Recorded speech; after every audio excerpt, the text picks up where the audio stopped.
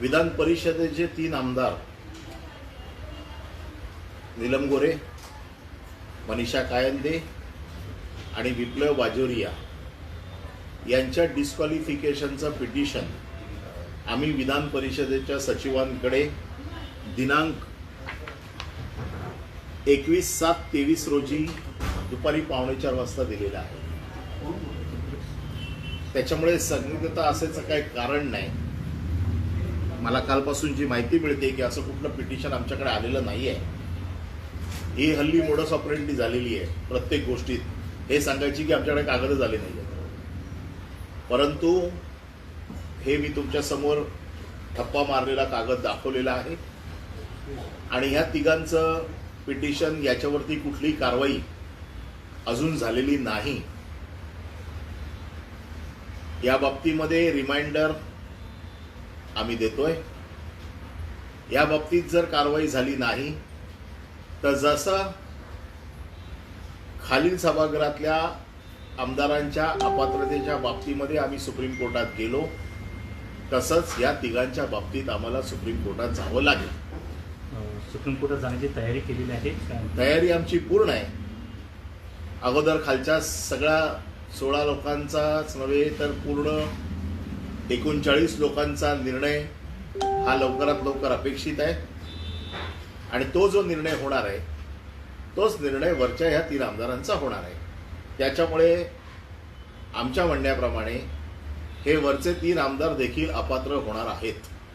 नाही, परत साहेब, मी तुम्हाला संदिग्धता याबद्दल म्हटलं की तुम्ही कधीही याचिका दाखल केली, ते दाखवलं, स्टॅम्प दाखवला, तारीख सांगितली, पण पुढे काय झालं याची काही स्पष्टता नाही। म्हणून मी विचारलं की संदिग्धता आहे, कारण खाली किमान सुनावणी सुरू झालेली आहे।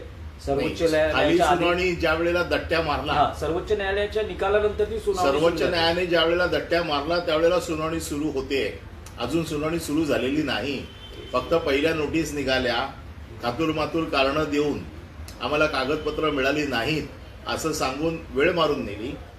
परंतु आता सुप्रीम कोर्टाने या बाबतीमध्ये अतिशय स्पष्ट भूमिका घेतलेली आहे। 1 आठवड्याच्या आतमध्ये सुनावणी घ्यायची आहे आणि त्यानंतर पूर्ण कार्यक्रमाचं शेड्यूल द्यायचं आहे। त्यामुळे आता कोणाची सुटका नाही। त्यामुळे यांना निर्णय घ्यावाच लागेल सुप्रीम कोर्टाच्या आदेशाप्रमाणे। तसंच वरती विधान परिषदेमध्ये देखील यांनी टंगळमंगळ केलेली आहे। मी माझं परिषदेमध्ये भाषण करताना असं म्हटलं होतं की सर्वसाधारण जो नियम आहे की सभापती किंवा उपसभापती, सभापती नसेल तर उपसभापती हे डिस्क्वालिफिकेशन पिटिशन ऐकतात, परंतु उपसभापतींवरच डिस्क्वालिफिकेशनचं पिटिशन आहे। त्यामुळे हे ऐकणार कोण? हा त्यावेळेला निर्णय झाला, त्यावेळेला मी त्याचा रुलिंग मागितलं होतं। त्या रुलिंगच्या बाबतीमध्ये जे सांगितलं गेलं की या बाबतीत सरकार कोणीतरी ज्येष्ठ सदस्य नियुक्त करेल आणि त्या सदस्यांकडे हे पिटिशन जाईल, परंतु आजपर्यंत कुठलाही सदस्य नियुक्त केला गेला नाही आणि आजपर्यंत कुठलंही पिटिशन ऐकलं गेलं नाही। जे दुसरे 2 सदस्य आहेत, मनीषा कायंदे, विप्लव बाजोरिया, यांचं पिटिशन सभापती ऐकतील, कारण त्या जोपर्यंत डिस्क्वालिफिकेशन होत नाही तोपर्यंत त्या सभापती राहतील आणि म्हणून त्यांना ऐकण्याचा अधिकार आहे असा निर्णय त्यावेळेचे तालिका सभापती निरंजन डावकरे यांनी दिलेला आहे।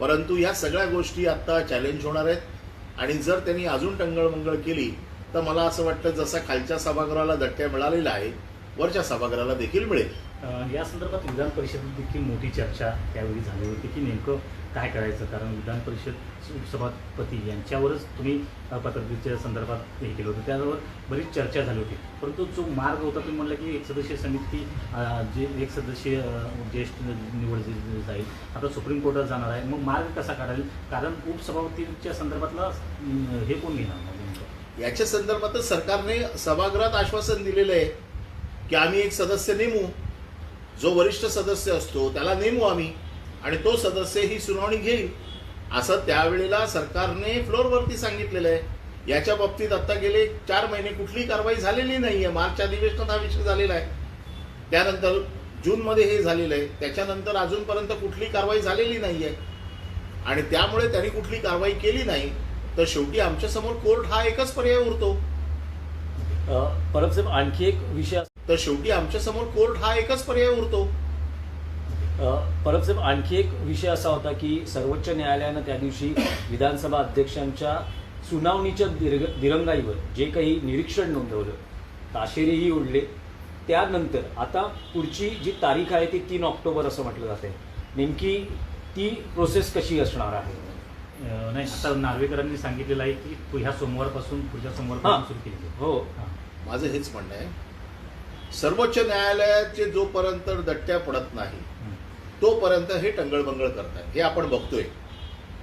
नार्वेकरांनी देखील गेले कित्येक दिवस या बाबतीमध्ये वेळकाढूपणाचं धोरण घेतलं. आता ज्या वेळेला कोर्टात तारीख लागली त्याच्या अगोदर 4 दिवस 18 तारीख होती, त्यांच्या लक्षात आलं, त्यांनी 14 तारखेला नोटिसेस काढल्या. परंतु सुप्रीम कोर्टाने अतिशय कडक शब्दात नाराजी व्यक्त केली आणि इतक्या दिवसामध्ये आपण काहीच कारवाई केलेली नाही याच्या बाबतीत त्यांनी त्यांचं निरीक्षण नोंदवलं. आता सगळ्यात महत्वाचा विषय असा आहे की सुप्रीम कोर्टाने डेडलाईनच टाकून दिलेली आहे. तुम्ही 1 आठवड्याच्या आतमध्ये सुनावणी घ्या आणि त्याच्यानंतर पुढच्या आठवड्यात म्हणजे 3 ऑक्टोबर पर्यंत आम्हाला शेड्यूल द्या की तुम्ही हे प्रकरण कसं संपवणार, किती दिवसात संपवणार. त्यामुळे आता यांची सुटका नाही. आम्ही पहिल्या दिवसापासून हे सांगतोय की हे सगळे आमदार अपात्र होणार आहेत आणि ते अपात्र होणारच. प्रश्न कधी, आता प्रश्न कधीचा पण संपलेला आहे, कारण सुप्रीम कोर्टाने आता चौकट घातलेली आहे आणि त्यामुळे यांची अपात्रता कोणी वाचवू शकत नाही. हे मी पहिल्या दिवसापासून सांगतोय. आजही माझं तेच म्हणणं आहे. फक्त कधी हा प्रश्न होता तो मागच्या वेळेला सुप्रीम कोर्टाने त्याला देखील एक स्पष्ट दिशा दिलेली आहे. परंतु परब साहेब, time काल bound आहे. विधानसभा कालावधी. अध्यक्षांनी दिल्लीत जाऊन कायदे तज्ज्ञांशी सल्लामसलत केलेली आहे. माझ्या माहितीप्रमाणे ते जसे कायदे तज्ज्ञांची सल्लामसलत करतात तसे आम्ही देखील कायदे तज्ज्ञांची सल्लामसलत करतो. आणि आपल्याला माहिती आहे की घटनेचं 10वं शेड्यूल जे आहे, ज्याच्या आधारावरती ही लोकशाही उभी आहे, त्याचं रक्षण करणं हे सर्वोच्च न्यायालयाचं कर्तव्य आहे. आणि सगळ्यांना माहिती आहे की सगळ्या जे ज्येष्ठ याच्यातले तज्ज्ञ आहेत भारतीय घटनेतले, त्यांच्या म्हणण्याप्रमाणे घटनेचं 10वं कलम तोडू शकत नाही आणि ते ह्यांनी तोडलेलं आहे. त्यामुळे ह्यांना वाचण्याचा कुठलाही मार्ग नाही असं बऱ्याच ज्येष्ठ तज्ज्ञांचं म्हणणं आहे, विधी तज्ज्ञांचं म्हणणं आहे. सुप्रीम कोर्ट टाइम बाउंड जो आहे तो देत नाही. प्रॉपर जो कालावधी आहे किंवा नाही, आता प्रॉपर कालावधी त्यांना द्यावाच लागेल, कारण 1 आठवड्यामध्ये त्यांना सुनावणी घ्यावी लागेल आणि त्याच्या पुढच्या आठवड्यामध्ये त्यांना शेड्यूल द्यावं लागेल. 3 ऑक्टोबरला त्यांना कोर्टात जाऊन सांगावं लागेल की आमचा हा कार्यक्रम आहे, या कार्यक्रमाप्रमाणे करतो. आणि एकदा सुप्रीम कोर्टामध्ये कार्यक्रम दिल्याच्या नंतर ते कार्यक्रम जर त्यांनी तोडला तर सुप्रीम कोर्टाचा कंटेम्प्ट होईल. नाही, पण या सुनावणीला मुख्यमंत्री एकनाथ शिंदे, उद्धव ठाकरे यांनाही उपस्थित राहावं लागू शकतं का? म्हणजे ते उपस्थित राहतील तर त्यांच्या वतीने वकील उपस्थित राहतील. असं काही कंपल्सरी नाहीये की त्यांनीच उपस्थित राहायला पाहिजे, ते किंवा त्यांचा अधिकृत प्रतिनिधी असं असतं. ते पक्षप्रमुख विधान परिषदेचे आमदार आहेत, त्यामुळे ते या सुनावणीसाठी उद्धव ठाकरे उपस्थित राहू शकतात. प्रश्न उद्धव ठाकरेंना जी नोटीस येईल ती पक्षप्रमुख म्हणून येईल. पक्ष कोणाचा ह्याच्या बाबतीतले जे काही निर्णय घ्यायचे त्याच्या बाबतीतली येईल, त्यांना सदस्याची येणार नाही. आणखी एक याचिका होती की पक्षाचं नाव आणि धनुष्यबाण ती सुनावणी ती पुढे देखील सुनावणी ढकलली. पुढे ढकलली गेली आहे. त्यात यामध्ये देखील शिवसेना म्हणजे उद्धव बाळासाहेब ठाकरे यांचाच विजय होईल. त्याचं कारण असं आहे की जे इलेक्शन कमिशनने जे जजमेंट दिलेलं आहे त्यावरती सुप्रीम कोर्टाने अतिशय स्पष्ट आपली भूमिका घेतलेली आहे की पक्ष कोणाचा हे ठरवताना केवळ आमदारांची किंवा खासदारांची संख्या न बघता पक्षाची सदस्य संख्या, पक्षाची घटना आणि इतर बाबींचाही तपास करावा लागेल.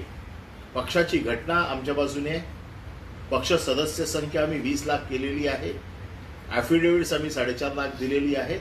या सगळ्या बाबतीत आम्ही त्यांच्यापेक्षा कित्येक पटीने पुढे आहोत आणि त्यामुळे ते देखील निकाल आमच्याच बाजूने लागेल.